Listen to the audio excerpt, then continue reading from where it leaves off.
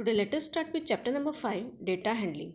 Now let us see, in your day-to-day life you must have come across information such as runs made by batsmen in the last 10 test matches, number of wickets taken by bowler in the last 10 ODIs, marks scored by students of your class in the mathematics unit test, and the number of storybooks read by each of your friends, etc.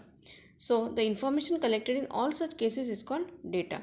Now data is usually collected in the context of situation that we want to study, means in what situation and in which situation we want to study. In that context the data is collected according to our requirement.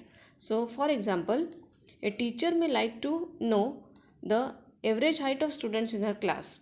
Okay, to find this, what she will do, she will write the heights of all the students in her class and organize the data in a systematic manner and then interpret it graphically accordingly. Okay, so if you want to get the proper information, you should collect the data, then organize in a systematic manner.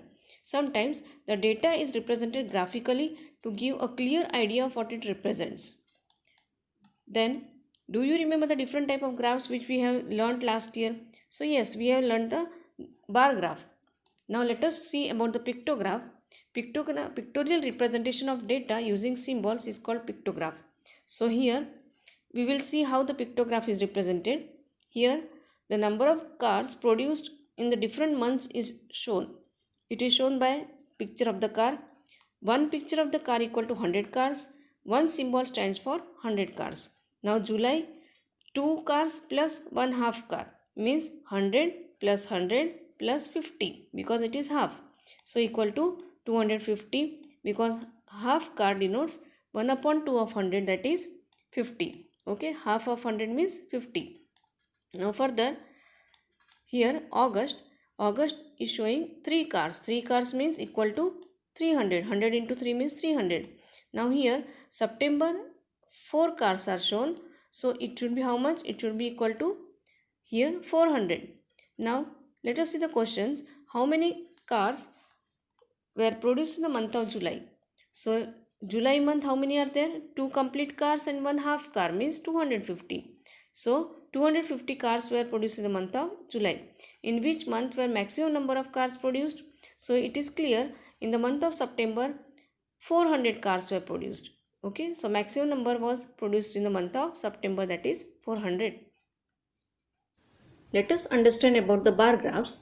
A bar graph is a representation of numbers using bars of uniform width. Okay, so in this figure we can see the bars should be of uniform width, equal width. A bar graph is a visual representation of a data. It is in the form of bars of uniform width such that the length of the bars depends upon the frequency and the scale chosen. Okay, the length of the bar can be different depending upon the frequency and the scale chosen. We can look at the bar graphs and make deductions about the data. Okay, desired information can be collected by seeing the bars of bar graph. So by seeing the bars we can get the information, whatever information we want. Example, the frequency corresponding to the longest bar is the mode of the data. Now guidelines for making a bar graph. How to make a bar graph? Some guidelines are given. So what we should mention in the bar graph? Title of the graph. So here should be the title, up. Choosing an appropriate numerical scale. So scale should be chosen, proper scale. So equal distance you should keep either of 10, 20, 30, 40 or 5, 10, 15, 20. So that is the scale. 1 unit equal to how many centimeter? Labeling of the axis, that is x-axis and y-axis, you should write properly, and equal width of bars with equal intervals between them. The bars which we are drawing should have equal intervals. The distance should be same between the bars. Now let us see about double bar graph. A double bar graph helps to compare two collections of data at a glance. So whenever two collections are there, when two data are there, we can draw a bar graph to get a proper information. Now marks obtained by Raj and Jay in 3 subjects are So Raj and Jay, and their marks are given in English, Maths and Science. Raj is getting 70, Jay is getting 90 in English. Raj is getting 80 and Jay is getting 60 in Maths. Raj is getting 60 and Jay is getting 80 in Science. Okay, so the double bar graph is drawn. Here Raj and here is Jay values. So Raj is getting 70, Jay is 90. So next is Jay is getting 60 and Raj is getting 80 in Maths.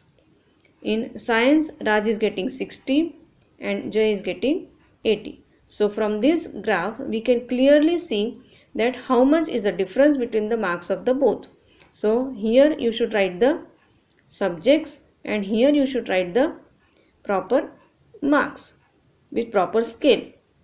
Here we have taken 1 centimeter equal to 10 marks. Okay, 1 unit equal to 10 marks. So this is the double bar graph. Let us see organizing data. Data available to us is in an unorganized form called raw data. So whatever data we collect, it is not always properly arranged to give us proper information. So it is in unorganized form. So we have to organize that unorganized data. To draw meaningful inferences, we need to organize the data systematically. So let us understand organizing marks in a class assessment in a tabular form using tally marks. I will explain you how to put the tally marks in the table. The number of tallies before each subject's marks obtained gives the number of students, that is frequency. Okay, how many students have obtained how many marks. Okay, frequency gives the number of times that particular entry occurs. So what is frequency? Frequency gives the number of times that particular entry occurs, and the table which is made is known as frequency distribution table. So let us see the table. It is called the frequency distribution table. Organize the following marks in a class assessment in a tabular form. Now the marks are given and we will arrange it in a tabular form. So maximum mark is 9 and minimum mark is 1. So we will arrange in a tabular form marks from 1 to 9. Okay. Second column is of tally marks and third column is number of students, that is frequency, we will count. So how to put the tally marks, that I will explain you. We have to take each number one by one and put one line in front of the marks. Okay, so first one, that is 4, then 6, 7 and 5. So 4, 6, 7, 5. So 4, 6, 7 and 5. Then 3, 5, 4, 5. Okay, so 3, then 5, 4 and 5.